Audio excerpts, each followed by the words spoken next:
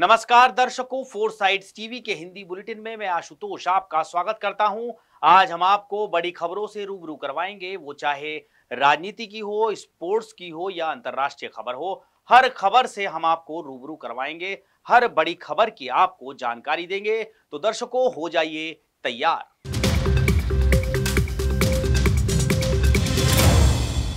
वक्फ संशोधन बिल को लेकर पटना में मुस्लिम संगठनों ने विरोध तेज कर दिया है। मुस्लिम पर्सनल बोर्ड समेत दूसरे मुस्लिम संगठन बुधवार को सड़क पर उतरे और बिल के खिलाफ धरना प्रदर्शन किया, जिसका समर्थन आरजेडी ने भी किया।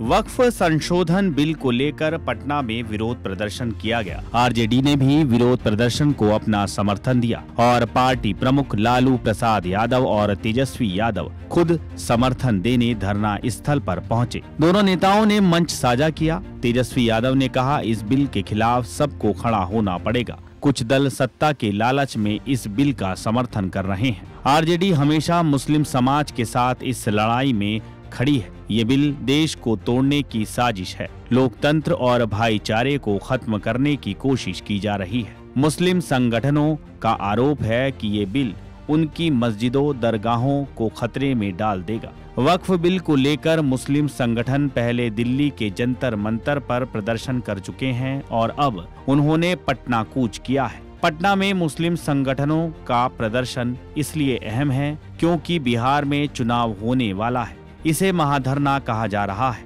असदुद्दीन ओवैसी की पार्टी ने भी वक्फ बिल के खिलाफ बुलाए गए प्रदर्शन का समर्थन किया है। एआईएमआईएम के विधायक अख्तरुल ईमान गर्दनी बाग में आए और मुस्लिम संगठनों को समर्थन दिया। बीजेपी सांसद जगदम्बिका पाल ने कहा, एआईएमपीएलबी वक्फ बिल को लेकर राजनीति कर रही है, भ्रम पैदा करने की कोशिश की जा रही है।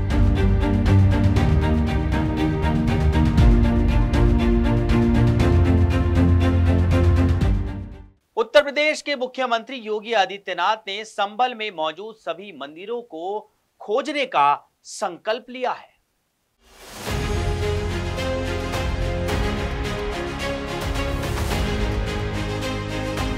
सीएम योगी ने कहा कि अधिकारियों ने अब तक शहर में 54 से ज्यादा तीर्थ स्थलों की पहचान की है और शेष को खोजने के प्रयास जारी हैं। मुख्यमंत्री ने इस बात पर जोर दिया कि सनातन हिंदू धर्म के महत्वपूर्ण स्थल भारत की विरासत के प्रतीक हैं। उन्होंने कहा, जो कुछ भी है हम उसे ढूंढ ही लेंगे। हम दुनिया को दिखाएंगे, जिन्हें भगवान ने आंख दी है वो देखें। संभल में क्या हुआ, संभल सच्चाई है। हिंदू मंदिरों के खंडरों पर बनी मस्जिदों के मुद्दे पर प्रतिक्रिया देते हुए सीएम योगी ने कहा, इस्लाम कहता है कि अगर आप हिंदू मंदिर या हिंदू घर को तोड़कर बनाई कोई भी इबादत गृह खुदा को स्वीकार नहीं है। संभल में मस्जिदों पर तिरपाल लगाने पर सीएम ने कहा, मुहर्रम में जुलूस निकलते हैं, क्या उनके झंडे की छाया किसी हिंदू घर या मंदिर के पास नहीं पड़ती? क्या इससे हिंदू का घर अपवित्र हो जाता है? सख्त निर्देश हैं कि जो नहीं चाहता उस पर रंग ना डाले जाएं। क्या मुस्लिम लोग रंगीन कपड़े नहीं पहनते? फिर रंग से परहेज क्यों? ये दोहरा आचरण क्यों? एआईएमआईएम प्रमुख असदुद्दीन ओवैसी के मुसलमान खतरे में है वाले बयान पर सीएम ने कहा, मुसलमान खतरे में नहीं है, इनकी वोट बैंक की राजनीति खतरे में है। जिस दिन भारतीय मुसलमान अपने पूर्वजों को समझ लेंगे, इन सभी को बोरिया बिस्तर बांधकर भागना पड़ेगा। भारतीय मुसलमानों को याद रखना होगा कि वो तभी सुरक्षित हैं जब हिंदू और हिंदू परंपरा सुरक्षित है। 1947 से पहले पाकिस्तान और बांग्लादेश भारत का हिस्सा थे। हम उस सच्चाई को कैसे भूल सकते हैं? क्या पाकिस्तान में हमारी हिंगलाज माता का मंदिर नहीं है? क्या बांग्लादेश में माता ढाकेश्वरी का मंदिर नहीं है? इंदौर में शिवसेना के कार्यकर्ताओं ने stand up comedian Kunal Kamra की व्यंग्यात्मक टिप्पणी का विरोध किया है। यहां कार्यकर्ताओं ने कामरा की तस्वीर को पब्लिक टॉयलेट के बाहर चिपका दिया। संजय राउत कामरा के सपोर्ट में अब उतर आए हैं। उन्होंने एक्स पर पोस्ट कर कहा है कि कामरा झुकेगा नहीं।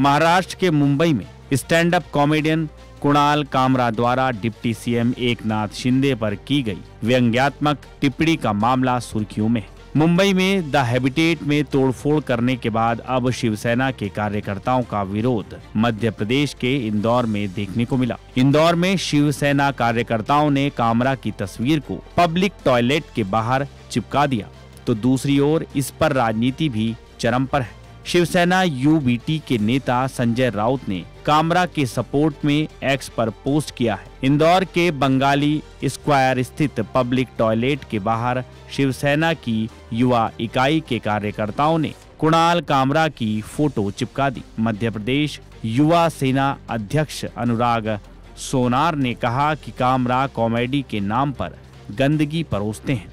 उनकी इस गंदी मानसिकता के खिलाफ हमने उनकी तस्वीर यहाँ लगाई है। अनुराग ने चेतावनी देते हुए कहा है कि अगर वो मध्य प्रदेश आते हैं तो शिवसेना कार्यकर्ता उनके चेहरे पर कालिक पोत देंगे और सड़कों पर घुमाएंगे। शिवसेना यूबीटी के नेता संजय राउत कुणाल कामरा के समर्थन में नजर आए। राउत ने एक्स पर कामरा के पोस्ट को रिट्वीट करते हुए लिखा, ये तो अपुन जैसा निकला, ये भी झुकेगा नहीं साला, जय महाराष्ट्र।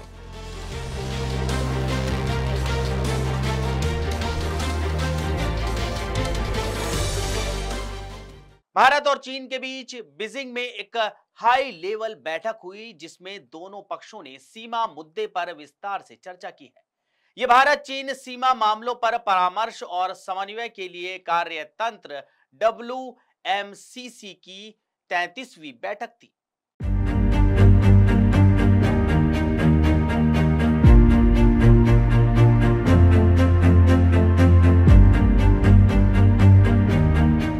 चीन और भारत दोनों देशों के प्रतिनिधियों ने वास्तविक नियंत्रण रेखा यानी LAC पर स्थिति की समीक्षा की। वो सीमा पार सहयोग और आदान प्रदान को जल्द से जल्द फिर से शुरू करने पर भी सहमत हुई, जिसमें सीमा पार की नदियां और कैलाश मानसरोवर यात्रा शामिल है। भारतीय प्रतिनिधि मंडल का नेतृत्व विदेश मंत्रालय में संयुक्त सचिव गौरांग लाल दास ने किया। चीनी प्रतिनिधि मंडल का नेतृत्व चीनी विदेश मंत्रालय के सीमा और महासागरीय मामलों के विभाग के महानिदेशक हांग लियांग ने किया। चीन और भारत ने सीमा मुद्दे पर अपने विशेष प्रतिनिधियों ने अगली बैठक के लिए पर्याप्त तैयारी करने का एक दूसरे को आश्वासन दिया, जो इस साल दिल्ली में होने वाली है। बैठक के बाद विदेश मंत्रालय ने कहा कि चर्चा सकारात्मक और रचनात्मक माहौल में हुई और दोनों पक्षों ने वास्तविक नियंत्रण रेखा पर स्थिति की व्यापक समीक्षा की। दोनों पक्षों ने दिसंबर 2024 में बीजिंग में भारत चीन सीमा प्रश्न पर विशेष प्रतिनिधियों की 23वीं बैठक के दौरान लिए गए निर्णयों को प्रभावी बनाने और प्रभावी सीमा प्रबंधन को आगे बढ़ाने के लिए तमाम उपायों और प्रस्तावों पर विचार विमर्श किया। भारत और चीन ने LAC पर मुद्दों को हल करने के लिए राजनयिक और सैन्य तंत्र दोनों को बनाए रखने और मजबूत करने पर भी सहमति व्यक्त की। बैठक के बाद भारतीय प्रतिनिधि मंडल का नेतृत्व करने वाले दास ने चीन के सहायक विदेश मंत्री हांग लेई से शिष्टाचार भेंट की। पिछले साल अक्टूबर से जब PM मोदी और चीनी राष्ट्रपति शी जिनपिंग रूस के कजान में ब्रिक्स शिखर सम्मेलन के दौरान मिले थे, तब से दोनों देशों की ओर से संबंधों को बेहतर बनाने के लिए LAC पर 2020 से पहले की स्थिति पर लौटने का प्रयास किया जा रहा है।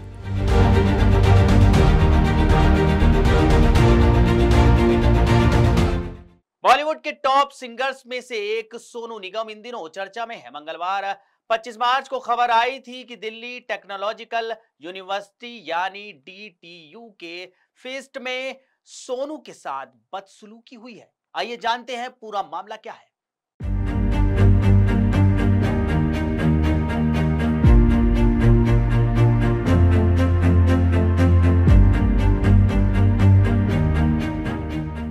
जानकारी के मुताबिक DTU के फेस्ट में कुछ छात्रों ने सोनू निगम पर पत्थर और बोतलें फेंकी थी। ऐसे में सिंगर को अपना कॉन्सर्ट बीच में रोककर छात्रों को समझाना पड़ा। उनकी टीम के कुछ लोगों को इसकी वजह से चोट भी आई। अब सोनू निगम ने इस बारे में बात की है और इस अफवाह को झुटला दिया है। खबरों को लेकर सोनू निगम ने इंस्टाग्राम पर पोस्ट शेयर की है, जिसमें उन्हें ब्लैक एंड व्हाइट आउटफिट के साथ पूकी हेड बैंड पहने देखा जा सकता है। सोनू ने कैप्शन में लिखा, पत्थर और बोतल फेंकने जैसा कुछ भी DTU में नहीं हुआ, जैसा मीडिया रिपोर्ट्स में कहा गया था।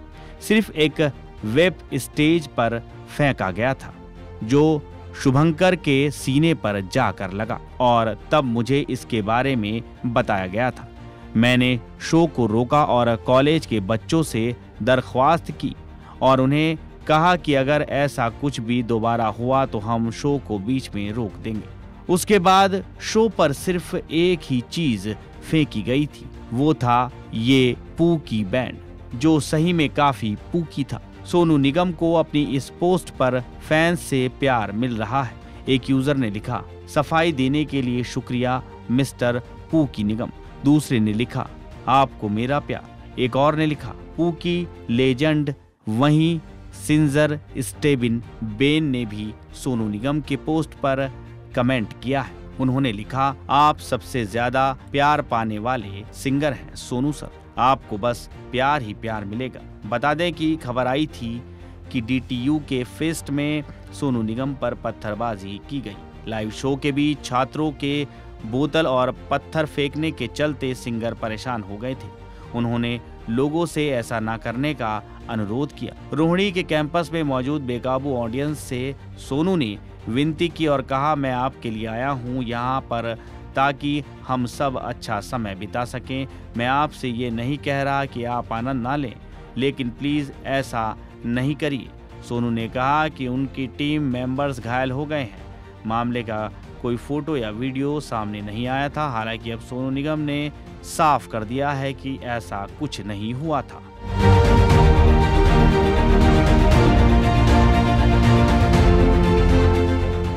संसद भवन के बाहर राहुल गांधी ने गंभीर आरोप लगाते हुए कहा है कि जब भी वो लोकसभा सदन में कुछ बोलने के लिए खड़े होते हैं तो उनको बोलने नहीं दिया जाता। राहुल गांधी ने ये बात इसलिए कही क्योंकि जब वो सदन में बोलने के लिए खड़े हुए तो उनके बोलने से पहले कार्यवाही को स्थगित कर दिया गया।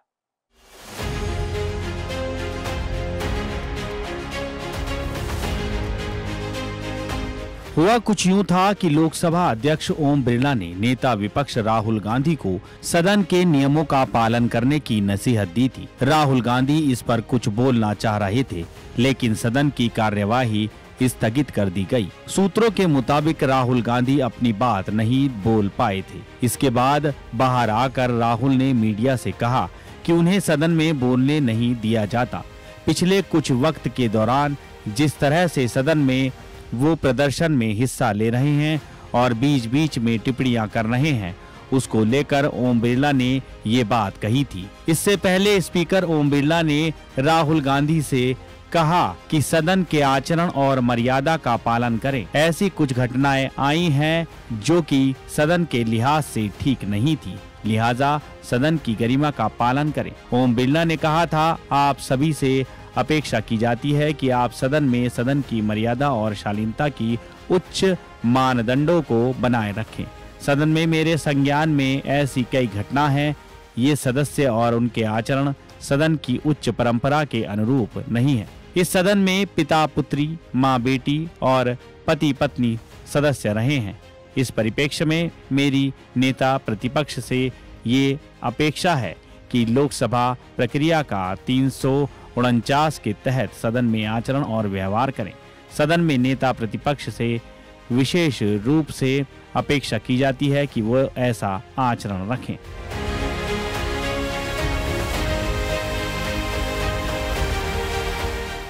राणा सांगा को गद्दार कहने वाला सपा सांसद रामजी लाल सुमन के आगरा स्थित घर पर करणी सेना के कार्यकर्ताओं ने हमला कर दिया है। प्रदर्शनकारियों ने उनके घर में घुसने की कोशिश की, जिसके बाद पुलिस और करणी सेना के बीच जमकर मारपीट हुई।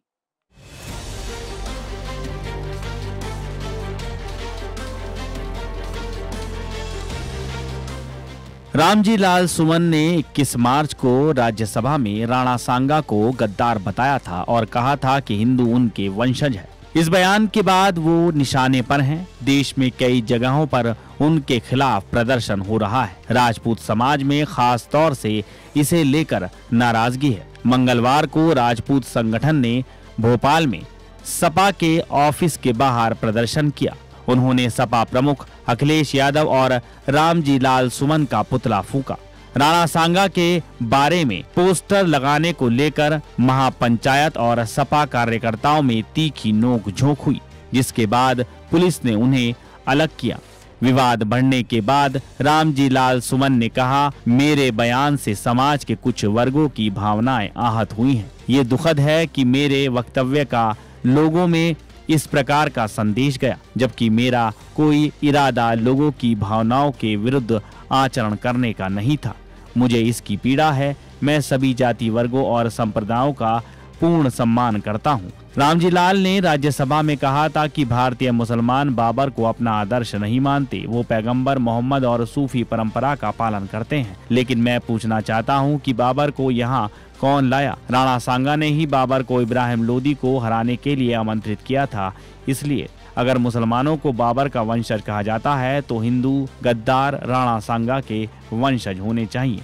हम बाबर की आलोचना करते हैं, लेकिन हम राणा सांगा की आलोचना क्यों नहीं करते?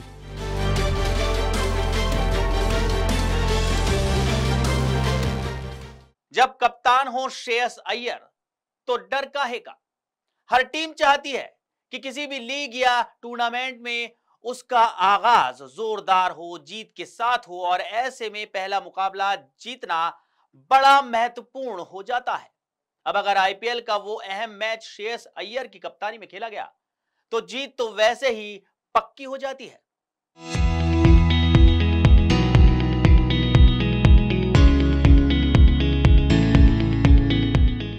श्रेयस अय्यर की कप्तानी और आईपीएल में पहला मैच जीतने का ये ट्रेंड शुरू कब और किस टीम के साथ? इस सिलसिले की शुरुआत दिल्ली कैपिटल से होती है। आईपीएल की दिल्ली फ्रेंचाइजी 2018 सीजन के बीच सफर में श्रेयस अय्यर को अपना कप्तान बनाया था। उस लीग में अपनी कप्तानी में खेले पहले मैच में अय्यर ने दिल्ली को जीत दिलाई थी। श्रेयस अय्यर 2021 तक दिल्ली फ्रेंचाइजी के कप्तान रहे। इस दौरान आईपीएल 2020 में उन्होंने इस टीम को फाइनल में भी पहुंचाया। दिल्ली की फ्रेंचाइजी के साथ श्रेयस अय्यर ने 7 सीजन खेले, जिसमें कुछ में वो सिर्फ बतौर खिलाड़ी हिस्सा ले रहे तो कुछ में कप्तान के नाते अपना योगदान दिया। आईपीएल 2022 में श्रेयस अय्यर केकेआर से जुड़े और उसके कप्तान बने और इस सीजन में उनकी कप्तानी में खेले पहले मैच में केकेआर को जीत मिली। अय्यर आईपीएल 2024 तक केकेआर के कप्तान थे। उन्हीं की कप्तानी में कोलकाता नाइट राइडर्स ने अपना तीसरा आईपीएल खिताब जीता था। अब आईपीएल 2025 में श्रेयस अय्यर के हाथों में पंजाब किंग्स की कमान है। ट्रेंड के मुताबिक वो अपनी कप्तानी में खेला पहला मैच यहाँ भी जीत चुके हैं। मतलब जैसे उन्होंने दिल्ली और कोलकाता की टीम को अपनी कप्तानी में खेला सबसे पहला मैच जिताया, वैसे ही जीत पंजाब को भी दिलाई है।